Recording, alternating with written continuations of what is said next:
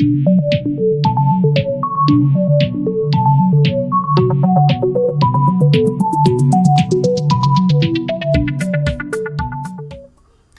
everyone. I hope you're doing well. I have a very special guest with me, Max Keiser, who's the host of the Keiser Report and the co-founder of Heisenberg Capital. Max, it's a pleasure to have you. Tony, I'm so glad to be here finally. We've been talking about this for a while, and now here we are.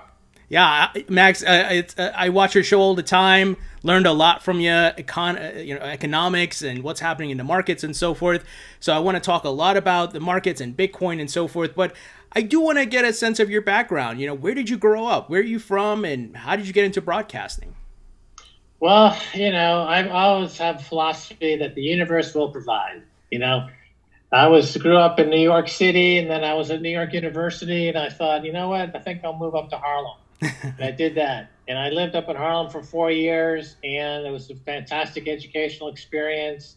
And one day I said, you know what? I'm going to take this job down on Wall Street. Then I went down to Wall Street, and I worked there for 8 years. And I was a stockbroker at Payne Weber and Oppenheimer and Shearson Lehman Hutton. And then in 1990, I'm like, you know what? I'm going to do another break. I went to Paris. I lived in Paris for 5 years, just basically independently wealthy and enjoying myself.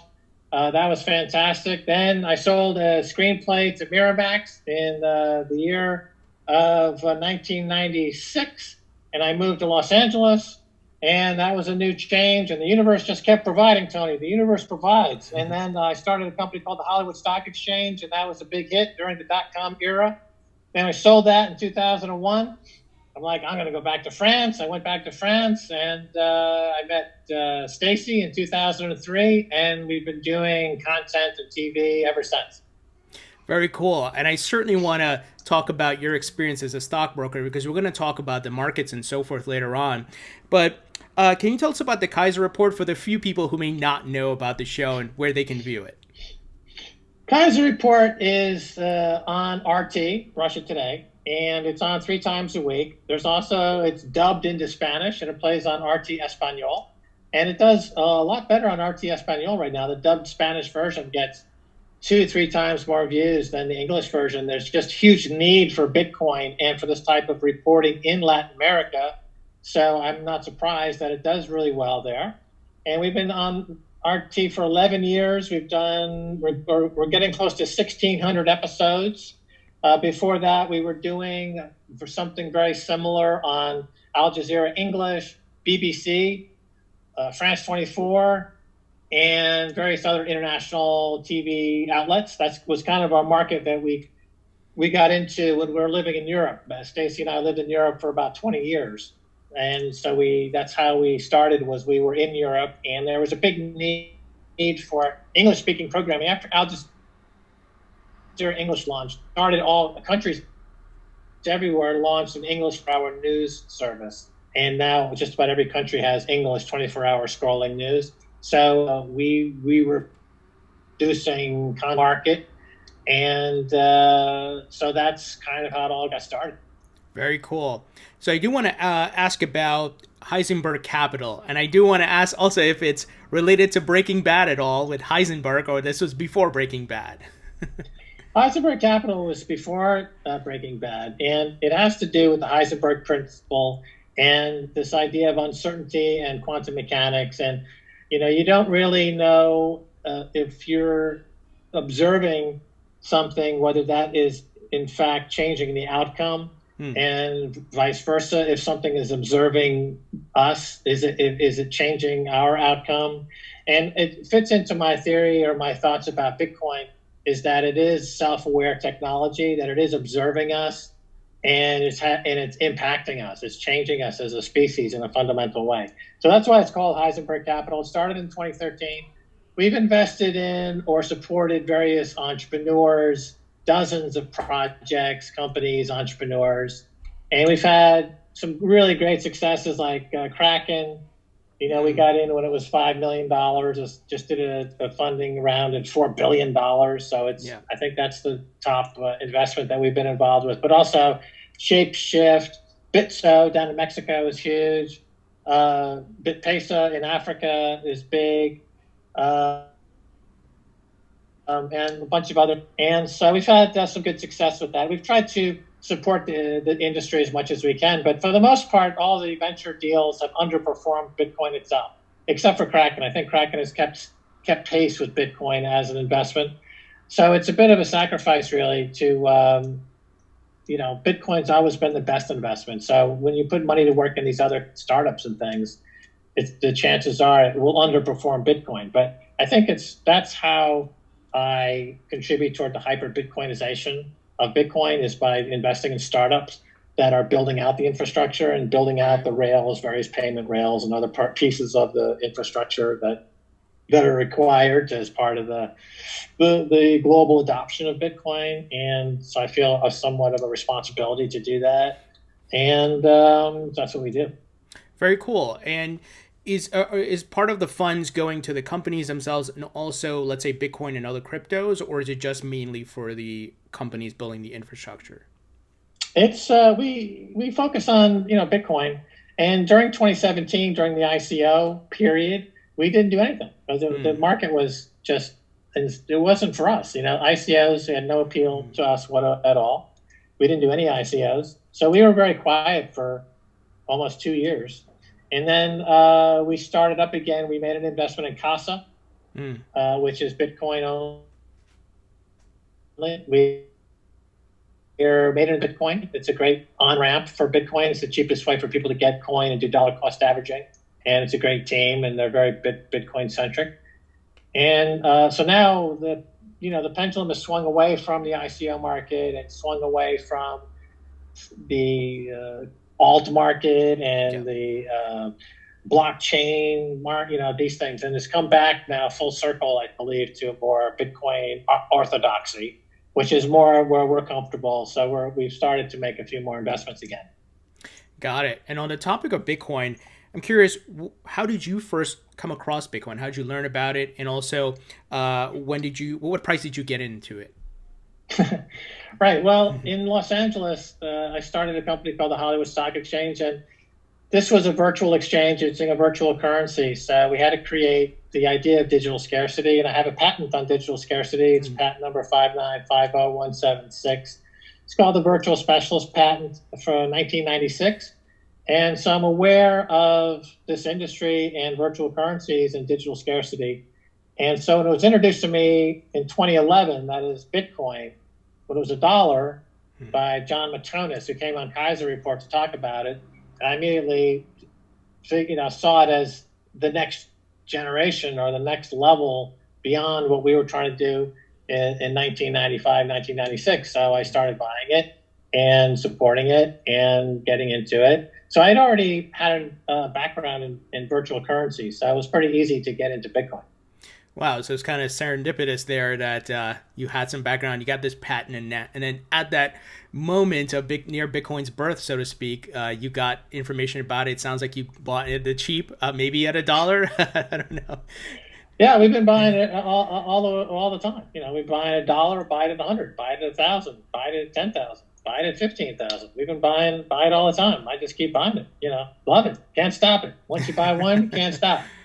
For sure. If my wife only found out how much Bitcoin I have, and yeah. So you mentioned you were a stockbroker before. So I'm curious. Aside from Bitcoin, are you holding other assets such as stock, gold, and maybe other cryptos, or is it just Bitcoin? Right. I own gold, silver, and stocks. So I own stocks. I've had stocks I've owned for 30 years, going back to the 1980s. And we started buying gold and silver in the 2003 period. In the year 2000, gold had bottomed out at around $250 to $300 an ounce. We're talking about it on Keiser Report and buying gold in the $400 an ounce range. And we did a campaign a few years ago called Crash JP Morgan Buy Silver. And the price was, we got the price up to $50 as a result of that campaign. The price has come off, but I own a lot of silver. I own a lot of gold. I own stocks. I own a lot of Bitcoin. So I have a lot of different stuff. Very cool, because I do see the kind of the battle between you and Peter Schiff on Twitter sometimes, and recently you tweeted that you actually spoke to Jim Rogers, which is a well-known investor in gold bug, Peter Schiff, and told him to buy Bitcoin at $10 and $100. Can you tell us about that? How did that conversation happen? And when did they happen? Well, with Keiser Report, we talked to a lot of financiers and bankers and brokers and money managers, and particularly the people in the media like Jim Rogers and Peter Schiff. Peter Schiff and I are about the same age, and we have a similar background. We both worked at Schiff and Lehman for a while. We both got started in the brokerage business kind of in a similar way. And we have a lot of rapport when we see each other in person. He stuck in with being kind of, a stockbroker his whole career. I did other things, I did many other things and had different kind of parts to my career. But when I started talking to him about Bitcoin, as I said, at $1, $10, $100, and saying, kind of walking him through it and talking to him about it, and he was always interested in it, and he thought, but he never bought into it, and he started to kind of at some point, I think when it broke 1,000 and then it got up to 5,000, I think he started to figure out that he needed to. I think he started to believe that if he just closed his eyes and stamped his feet, it would all go away. Right. I think he thought it was because he never bought into the internet either. He's never bought Apple. He's never bought Microsoft. He's never bought Amazon. He's never bought Netflix. He's always bought gold mining stocks in essentially foreign gold mining stocks outside of the U.S. dollar and gold, right? That's pretty much 90% of everything he's invested in, maybe some China stocks. And he's always, during the dot-com bubble, he never owned any dot-com stock, et cetera. So it didn't fit with his brand, right? So he's got a certain brand. And, to have a good brand, you have to be very consistent. Yeah. And I think he figured, I really don't need to be in this Bitcoin thing. It's not going to hurt. It's not going to help my brand. But then when it just starts to take off like it has, it's such a glaringly bad choice not to get into Bitcoin, because all the arguments against it don't work really. And every year the arguments against it work less and less. And, he looks worse and worse, right? So This is going to go on for another 10 years, right? I don't think he's going to change his mind. And the price is going to keep going up. And, he's just, it's never going to change. And I call him something of a human piñata, right? Because you can beat him with the Bitcoin stick and the candy just keeps pouring out, right? You never lose. You can never lose bashing Peter Schiff's Bitcoin position because he's always wrong.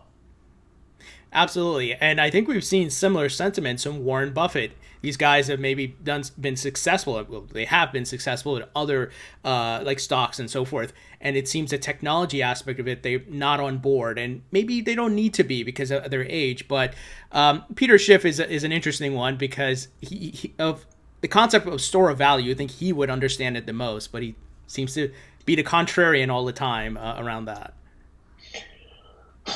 Well, Warren Buffett is an old guy, really, and he technology stocks either, really. I mean, he got into Apple very late in the game, and they also Apple, they have hundreds of billions of dollars worth of cash. They're buying back their own stock, so I don't think he's buying it really for the technology. I think he's buying it for the ability for the company to engineer a stock appreciation. And dilute, and to take part in that more than anything else. But with Peter, he is he's part of that gold bug crowd that seems to think that Bitcoin and gold are completely separate, and you can never mix them together. Like in the Ghostbusters movies, you can't mix the streams, or something bad will happen, right? He's got the gold stream and the Bitcoin stream, and he doesn't want to cross those two streams. But it gets harder and harder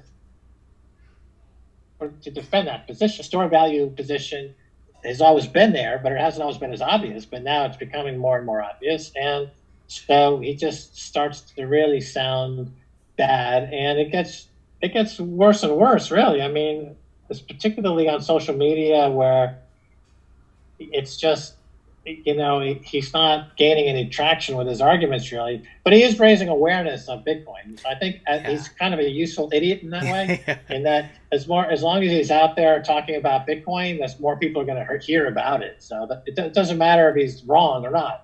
They'll get that bug in their ear, and then they'll hear somebody who knows what they're talking about, like myself or somebody else, and then they'll be educated and we'll get another user. Yeah, absolutely. I'm in agreement with you there.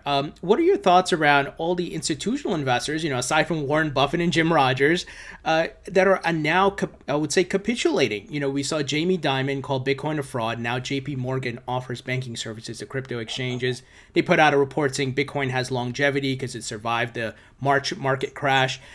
We see Paul Tudor Jones saying now, hey, I'm putting 2% in Bitcoin. What are your thoughts on the herd coming in now?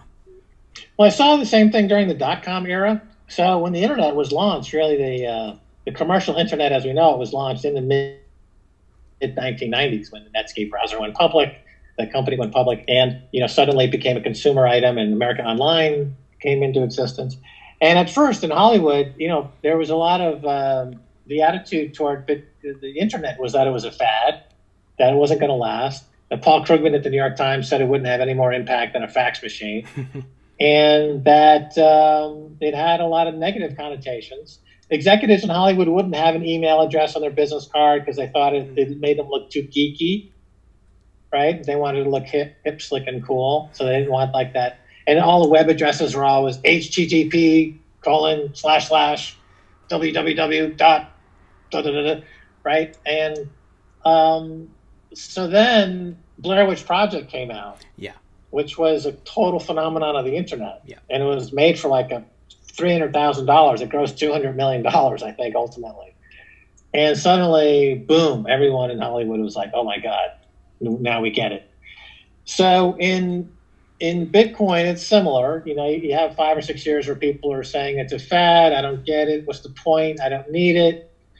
And then someone like Paul Tudor Jones comes around and says, wait a minute, if we're going into an inflationary environment, and we're going to see massive, money printing is going to explode and become uncontrollable. And there's a risk of hyperinflationary collapse of the dollar. Then I want to own gold. And I also want to own what he called the fastest horse in the race, which he called Bitcoin. Right.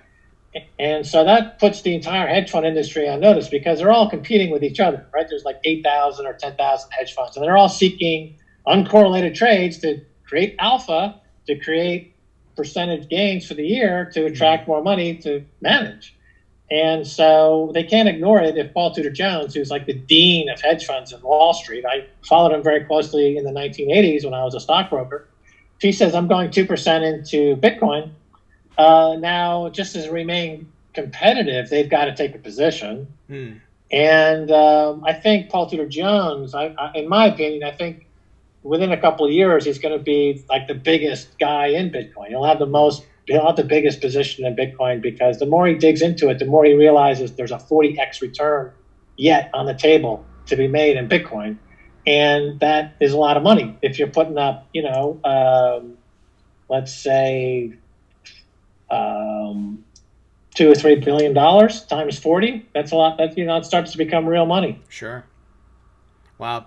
And on that note of the herd coming in, we're seeing a lot of Bitcoin mining farms getting set up in Texas.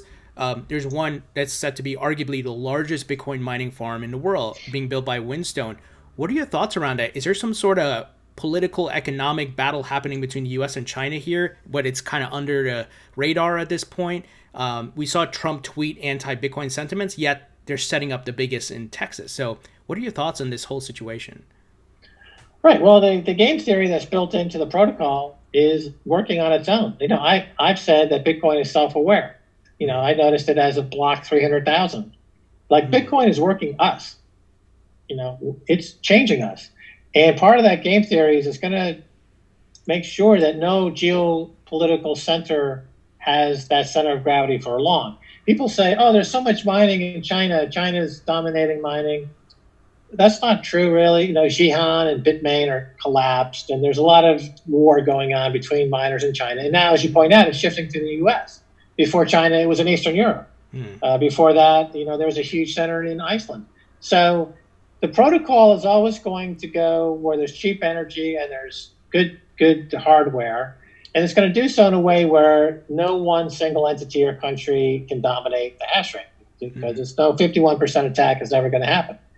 And it's the protocol itself is calling the shots. It's not China, it's not Trump, it's not the United States, it's not any huge corporation. The protocol is calling the shots. The protocol is in charge. The protocol is self-aware. The protocol is observing us, and the protocol is channeling something that's bigger than all of us. We don't even know yet. The mysteries of Bitcoin are still to be discovered, right? I think that's the best way to say it. I'm not going to say I know exactly what's going on. I just think that there are mysteries yet to come from what's happening here. And so that's my answer. I wouldn't look at it as U.S. versus China and what's Trump have to say. That's looking at it too small. You got to go bigger picture. The bigger picture is the protocol is driving the bus, and it uses these leaders in these countries in whatever way it wants to use them. Got it. On that note, we've heard Steve Mnuchin say crypto regulations are coming to the United States. And I just mentioned that Trump tweeted anti-Bitcoin sentiments. That doesn't necessarily mean they're going to ban Bitcoin or do something along those lines. But, could they put out something that says, makes it very hard to leverage Bitcoin or use Bitcoin? Do you think something like that may be coming? I know it's just the U.S. and it's not global, the bigger picture. But what are your thoughts around that? I think the more likely scenario, instead of thinking about a country coming up with some regulations, is to understand what I believe to be the more likely outcome, and that is what I call global hash war. And so right now, Iran, from what I understand, has approximately 3% of global hash rate. Venezuela has approximately 2% of global hash rate. And these countries are victims of U.S. dollar hegemony, and they have been the victims of censorship of the SWIFT system, international payment system, and sanctions, and dollar used as a weapon. And they've been looking for a way to get out from underneath that. And so they figured out that Bitcoin gives them that option, a path out of U.S. dollar hegemony. And so I think the more likely scenario would be that the U.S. will look at the situation and say, wait a minute, if Iran could potentially be the richest country in the world, if they own 20% of the hash rate, if they own a huge position of Bitcoin, and Bitcoin goes to 500,000 or 1 million, Iran's going to be the richest country in the world. So we have to get into the hash race, like the Sputnik race of the 1960s. And so the U.S. will start subsidizing Bitcoin mining, and then other countries will follow suit. And then you get into a global hash race or hash war. And the security of the coin, of course, goes up exponentially, which makes it even harder than it already is. It gets harder every 10 minutes. Right. And then you get a global hash war, and it becomes even exponentially harder than it is already. And it's already harder than gold if you look at the stock to flow ratio. Right. And then, of course, that will be reflected in the price. So, and then the idea of a 51% attack becomes even more untenable, unreachable, because its price is that much higher. So you can't. And the U.S. is bankrupt. They're already in $26 trillion in debt. The only way they're going to print another 50 to 60 trillion to try to stage a 51% attack, only to see the price go to 1 million and make that a complete waste of money. So that's the more likely outcome. It's not regulation's not the likely outcome, because we already know it doesn't work. It's already been provenly demonstrated that you can't regulate it. It's like regulating E equals MC squared. Once that bomb was dropped, so to speak, you can't go back. You can't put the genie back in the bottle. Once Einstein dropped that knowledge, dropped that truth bomb, right? Yep. You can't stop it. That's it. The world was changed. Same thing with January 3rd, 2009. Once the protocol hit the internet, that was it. Game over for the nation state as we know it. Right. So, yeah, I certainly agree with you there. And you made a great point. It seems like a technology Cold War, and everybody's going to try to fight for that hash rate power.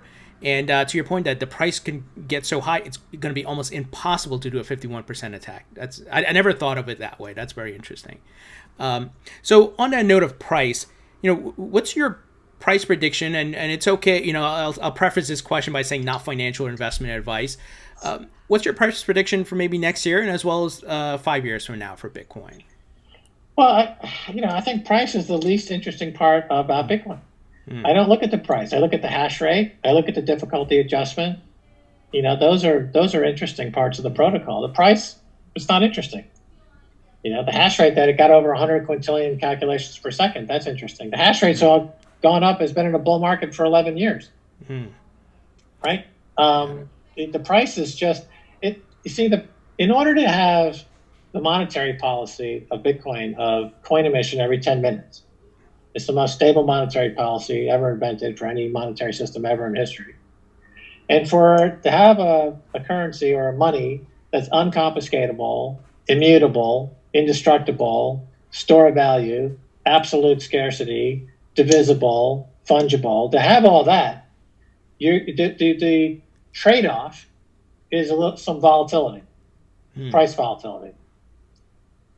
And so are you willing to trade price volatility to have the hardest money ever in the history of humans with the best monetary policy ever in unconfiscatable store of value?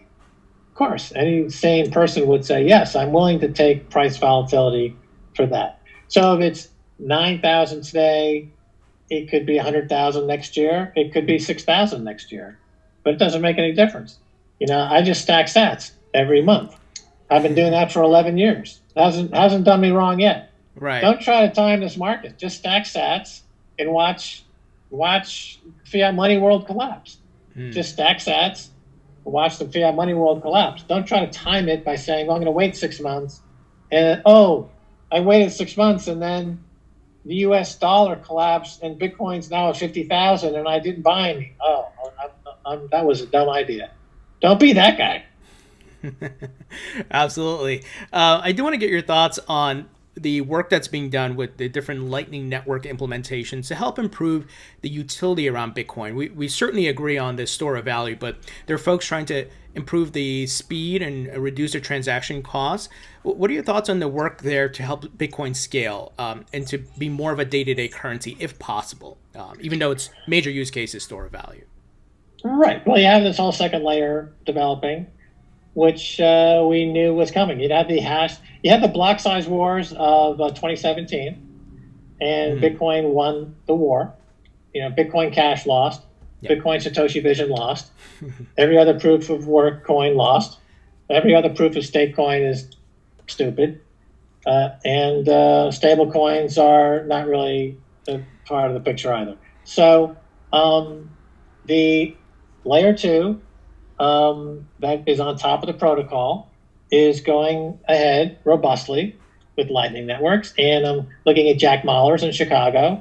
He's got his Strike technology, which is fantastic technology built on top of Bitcoin. You've got, of course, Blockstream, who's always coming up with stuff. You've got my friend in Venezuela, who's Randy Brito, who's got he's building MeshNet.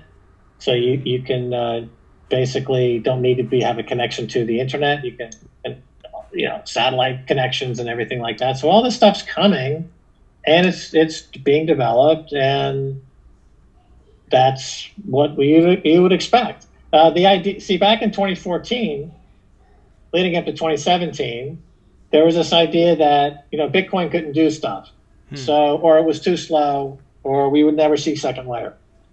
So that gave rise to the hard forks and the altcoins.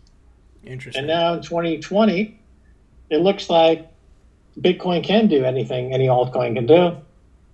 And so you don't need any of those altcoins. I can understand why you had that period of altcoin and you had all those different things coming along. But now in 2020, I don't think there's any reason to take anything. The energy requirements for Bitcoin are exploding exponentially. The hash rate keeps going higher. Mm-hmm. Okay, that means that It's got 85% of the hash rate of all coins is Bitcoin.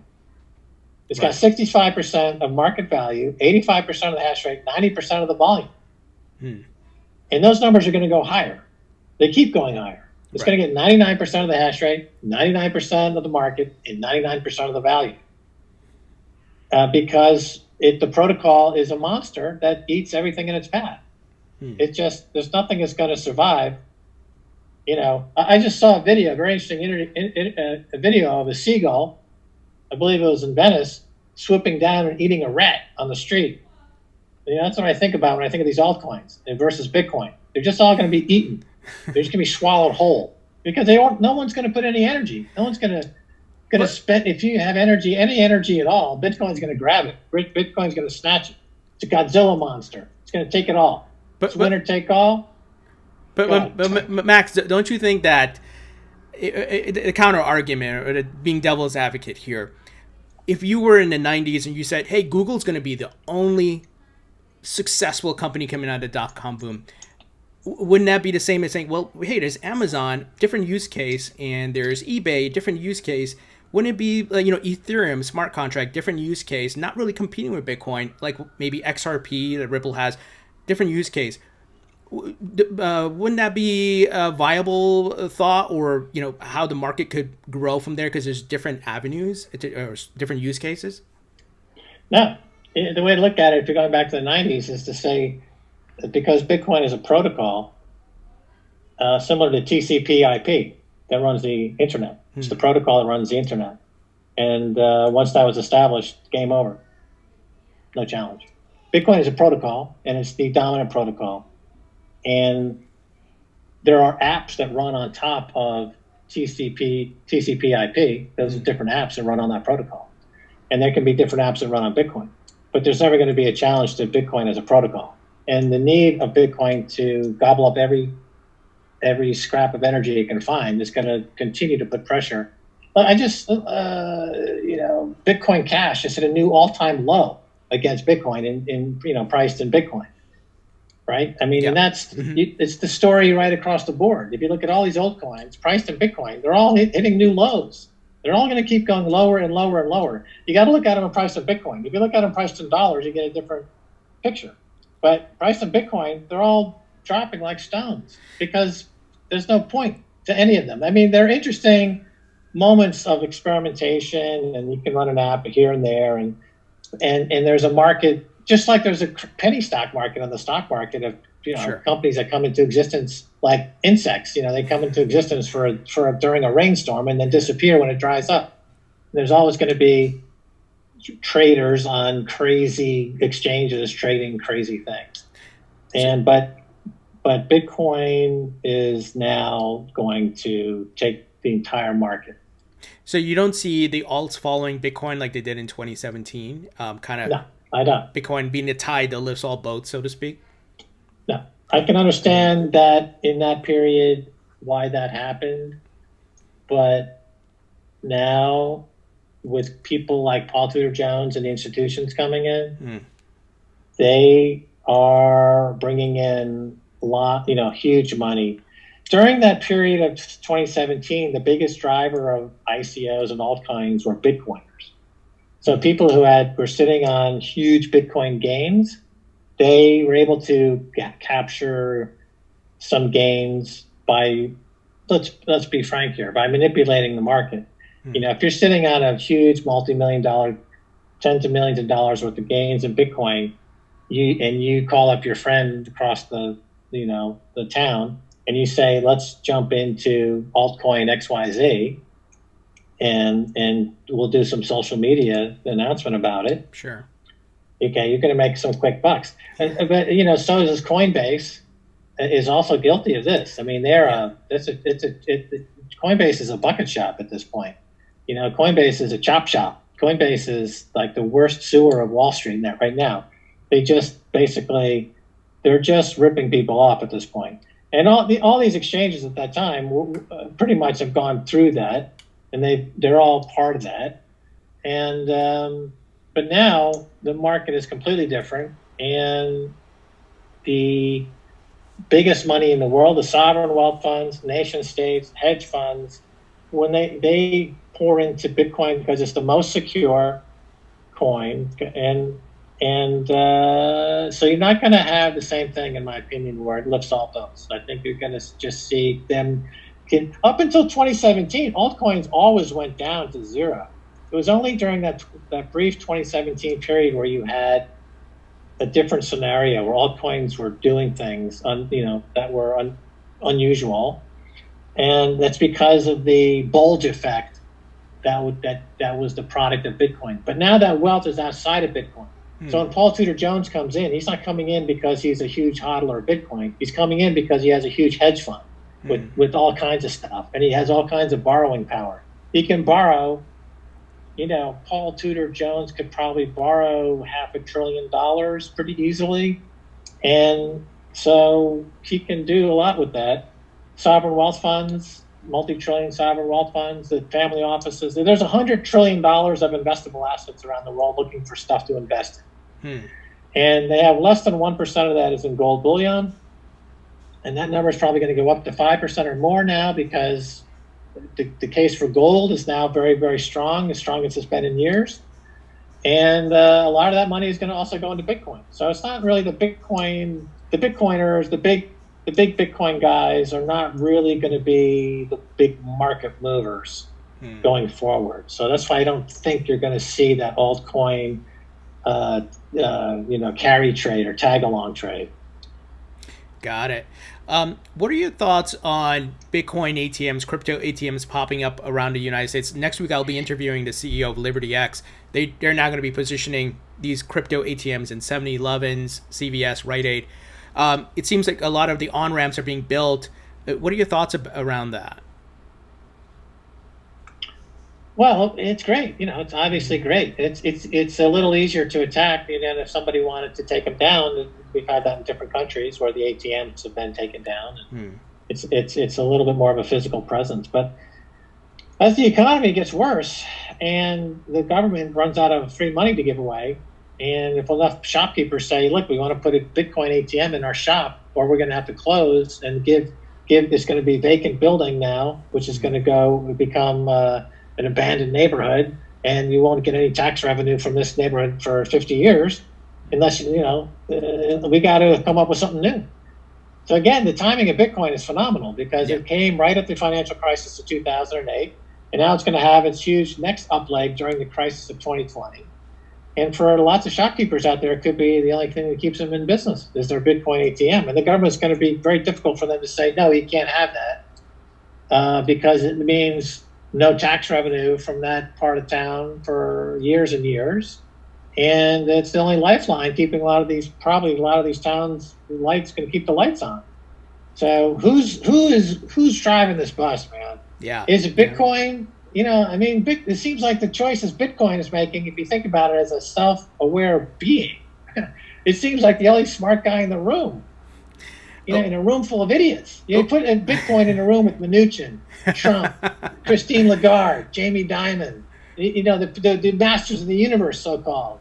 And who's the smartest guy in that room? Is Mr. Bitcoin. So I'm not one for conspiracy theories, but there's folks who have said Satoshi Nakamoto could be the NSA. What you think? Because what's happening now, we see central bank digital currencies are being built.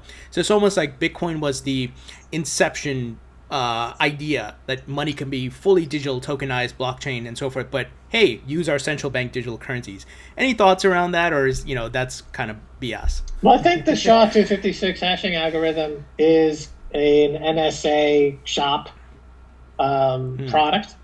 And but look at your iPhone. Every single thing in your iPhone is designed by the U.S. government, the NSA or the CIA or whatever. Steve Jobs came along and said, "Hey, I know, I got an idea. I'm going to stick them all in one unit called a smartphone." And they're all government-based products essentially. They all came out of government shops.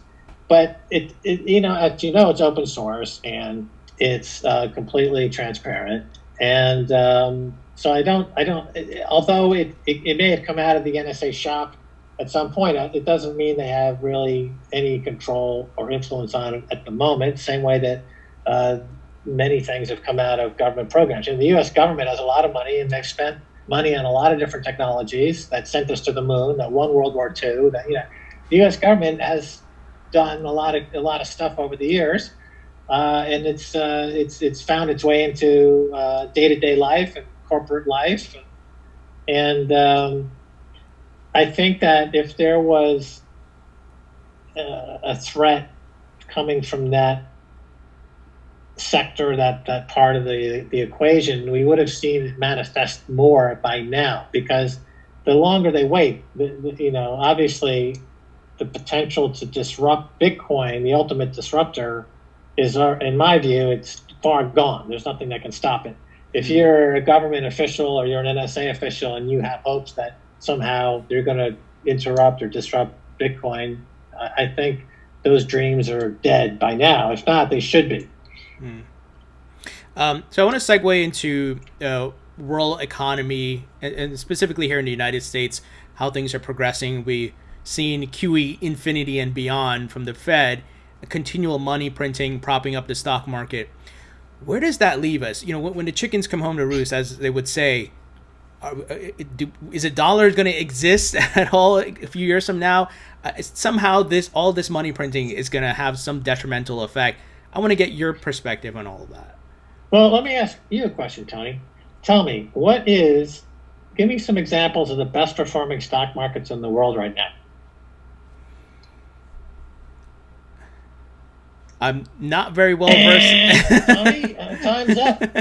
Here's the answer. The answer is Zimbabwe, Venezuela, and Iran. Interesting. The reason these stock markets are the best performing stock markets in the world is because their currency has collapsed. Let's look at the Dow Jones, the S&P, and the NASDAQ, up dramatically over the past year, 2 years, 3 years. It's not because the companies are earning more money. They're not. As a matter of fact, they're earning less money. Right. It's because the dollar is collapsing. It's collapsing against the stock market. In other words, all this money printing right now is going into the stock market, and that's where you see quote-unquote inflation.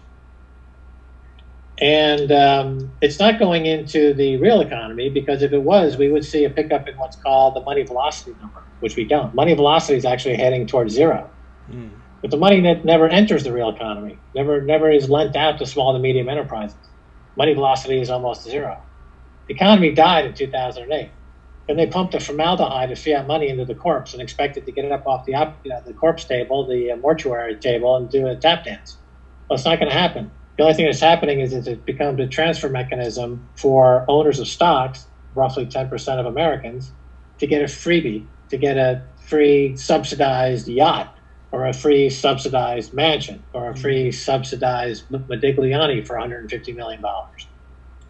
That's not a healthy currency. That currency is collapsing in value against these quote asset prices that are just being hoarded by the people printing the money, right? This is the Cantillon effect. So it's not a healthy situation, not a macro level. The dollar is, having said that, in better shape than other fiat currencies. Sure. But, why? Because the U.S. has, quote, the biggest military in the world. Well, what we know from previous empires, like the Roman Empire, once your fiat money can no longer buy the best military in the world, the barbarians come over the gate. Your empire is done.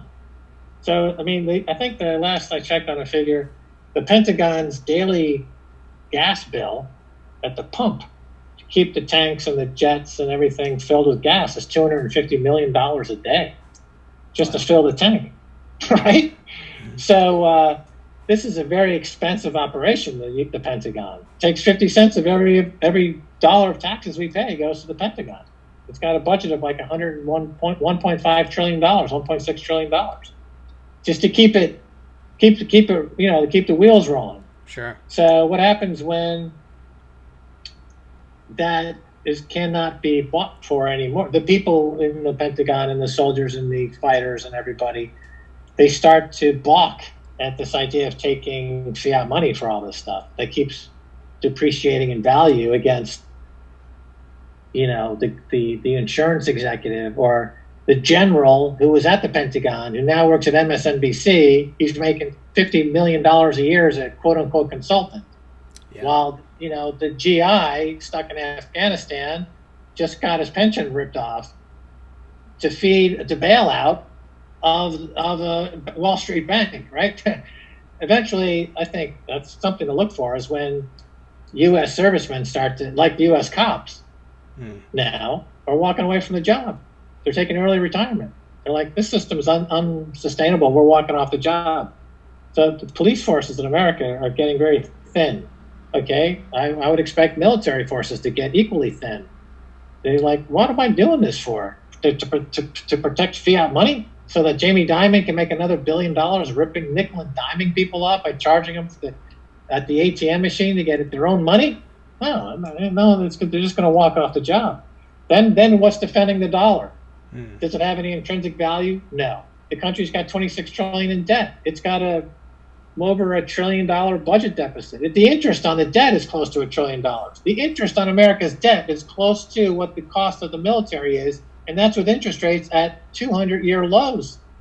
Imagine if interest rates normalized to 4% or 5%. The interest on the debt would be,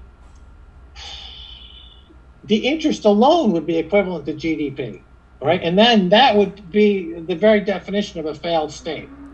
And what's going to stop that? You tell me, Tony. What's going to stop that? Suddenly, the debt's going to be paid down because the taxes from the robust American economy are so great because of all those great manufacturing jobs here that we making cars here and we're making stuff here and we got huge employment and I'm getting all them taxes and we're paying down the debt. Tony, is that what's happening? I see an unemployment rate near 50%. How is that going to pay down the debt? Those people don't even have enough to pay to buy food. Right. How's it going to work, Tony? You tell me, Tony. You tell me. That's the question I was going to ask you. Is there going to be like a financial reset globally? Like, because I don't see a solution here. It just keeps churning the system. It seems there's no going back. There's no fixing it. But do you see a possible solution? What could that be? And I know the Bitcoin avenue, but what is it? Just a collapse that's coming, a depression? No, I think there will be a global reset. And I think that's why gold is almost at a new all-time high against U.S. dollars. Right? It's already at a new all-time high against almost every other currency. In dollars, not yet, but I think it's getting very strong, and because it's sniffing out a global reset. And usually, when there's a global reset, it's against gold. That's the way it's been for thousands of years. Gold always, they're going to have to do it again. Gold's going to have to come again. So they're going to have to reset gold to 5,000 to 10,000 ounce or higher, and to the books to make the debt look better. Because even though all these central banks say that gold is not a monetary metal, they still buy it, they still own it, it still runs the world economy. We're still on a gold standard. That's the thing. Central banks are on a gold standard, therefore we are on a gold standard. They say we're on a fiat money standard, and that's how their accounting is in fiat money. The one set of books they use fiat money to do in their fiat money books. Then they have another set of books that they don't show the public, essentially, that's done in gold. That's not what they talk about in the public. And as a matter of fact, I heard a story from a guy who had a dinner with a central banker in Canada, and he made this point. He said, we actually do a lot of business in gold. We don't make it public, though. And the Central Bank of Canada has sold off their gold, all of their state gold, but they still, that was part of the conversation. So gold is still pretty much running the world as it is now. It's just not efficient. So a global reset would be like Bretton Woods again, and they all sit down and they say, well, everyone comes to the table with their gold, and they say, okay, we're going to recalibrate the global fiat system based on your gold. And guess who's the winner at that poker table? Russia. Well, you got China. China's got huge, like at least 3,000 tons, but probably closer to 20,000 tons. You've got Russia, been aggressively buying gold now for 15 years, hundreds and hundreds of tons. They've got thousands of tons of gold. And so they're actually, as a percentage of their reserves, it's the highest of any country, and they have no debt. So actually, Russia is holding a pair of aces in this poker table. China's got a pair of aces, and then the U.S. shows up with 26 trillion in debt. They say they've got 8,000 tons of gold in Fort Knox. Okay, that's pretty good. But a lot of it's been loaned out to bullion banks who have been selling it in the open market to kind of keep the price down. So we got to do a thorough accounting, see if that gold's even there.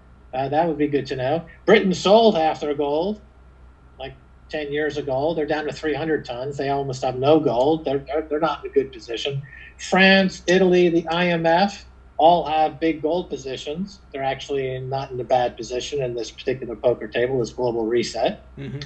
So Germany has a big position. I see Germany, Russia, and France being the strongest, having the strongest hands at this poker table. The U.S. and Britain, Japan, and Saudi Arabia, probably not so much. Got it. So, not financial investment advice, but until there's this reset, you recommend people put like investments into Bitcoin and gold and silver, like kind of what you do, those being like hedges against what's happening? Sure. I mean, I've been saying that for 15, 16 years, gold, silver, Bitcoin. So we went gold and silver starting in 2003, and then in 2011 we added Bitcoin. We said Bitcoin is the new gold. We put it right alongside gold and silver, gold, silver, Bitcoin. That's what we've been talking about for 16, 17 years. And that's hasn't done us wrong yet. It's worked out fine. Gold's outperformed Warren Buffett. It's outperformed the S&P 500. Gold's actually done very, very well. It's done fine because for obvious reasons. Silver is it's like gold's wacky, deranged cousin, right? The volatility is crazy with silver, but it always manages ultimately to catch up to gold. The gold silver ratio closes, and silver will trade. Silver will come back. But it's really like it's just silver is just has this reputation for many, many years. When it gets hot, it outperforms gold, and when it gets cold, it sits there and makes everyone look stupid. But eventually, it's going to come back because it's tied to gold. Yeah, absolutely. Two final questions. Are there any common misconceptions about yourself that you want to address? Anything that you think people say about you that's like a conspiracy theory or just way off? Well, I invite all, theories and conspiracy theories about me, because I'm always learning too. I don't pretend to know everything, and I'm open to anything. People, 100 things you hear are really crazy and off the mark, but occasionally somebody says something that's like, what, actually that's not a bad idea, or that's probably true, or I could learn from that, right? So the thing about if you're somebody who's interested in learning, you're going to wade through a lot of nonsense. Sure. So I'm not dogmatic in saying this is that, this person's blah blah blah. I mean, I'm totally open to ideas. I gave Peter Schiff. I gave him 5-6 years to get with the program, and then when it became clear that he's just unteachable, he's like trying to get a fish to ride a bicycle. He's just like. It's just like the human pinata. He's just like, he's wrong. He's always going to be wrong. He likes being wrong. He's a masochist, I guess. I don't know. But there's nothing coming back that's like positive. It's just this crazy thing going on there. But so I don't know. I mean, the life is completely, like I've said, the universe provides. The universe is interactive. The universe does stuff every day. We have no idea what's going to happen. I think now, this period of lockdown and COVID-19 and global pandemic, it's removed so many buoys and safe harbors and what everyone for many years took for granted and things that people relied on as predictable or they're rock. These this will not change. A lot of that stuff's changing. People are finding themselves adrift and they're a bit lost, and so it comes back to having a more of a openness to the cosmic reality, just being open to the universe, because we have no impact whatsoever on anything at any day. We just don't. We just have no impact. And right now, that when I see these so-called Karens at Whole Foods, breaking down, clutching a latte or something, it's like this person has never actually experienced the universe before. Like, they don't know that none of us have any idea what's going on. I mean, in the U.S., you have, for a few generations now, post World War II, where we're the empire. The world does what we want it to do. We get all the cheap stuff first. We get all the best movies first. We go to the best schools. We're the richest. And now, this is being challenged in a big way. People are finding themselves, like, all the institutions that they were comfortable with. It's all changing. And you see this being acted out. Like, so the Gen Z and the millennials are so confused that they're like tearing down monuments and things. Sure. And to me, that's like they're trying to create a global reset. In their minds, they're thinking, you know what? If we just tear down all these statues, if I get rid of the past, I'll be able to start a new beginning. But that's not how it works. It's not an external thing. You're never going to find harmony by looking out. You can only do it by looking in, right? So don't tear down statues. Look inside for the dogma that is warping your consciousness and has you stuck in orthodoxies that are not true. That's where the change comes. Okay, Tony? Now, when you started this interview, you didn't know we were going to get into this Zen shit, did you? I'm in agreement, man. Something I've been learning about more and willing to accept is change is inevitable. Change is constant, and it's adapting to it and, striving for good and greatness around you, of course, but change happens, even though it can be really great, to your point, like the U.S. was awesome, in a certain period of time, but now things are changing, and we got to adapt to that. Adaptation. I think it was Darwin himself who said that survival of the species wasn't the smartest or the strongest, but the one that's most adaptable. Yeah, great point. All right, quick rapid fire. Favorite food? Keto cheesecake. Favorite movie? The Verdict, starring Paul Newman. It's from the 1970s. Underrated. Every millennial should watch it. I have to see that. Favorite musician or band? Thelonious Monk and his quintet. And finally, what's your favorite pastime or hobby? Baking. It's become baking. In lockdown, I've been baking every day. Cakes, pies, cookies. It's fun. I've got all this crazy stuff I'm working on. It's getting more complicated by the day. Awesome. Max, I learned a lot today. Thank you for taking the time to do this. Really appreciate it. Would love to have you back on in the future. Thank you so much. All right, Tony, it was a pleasure, and we'll see you soon, I hope.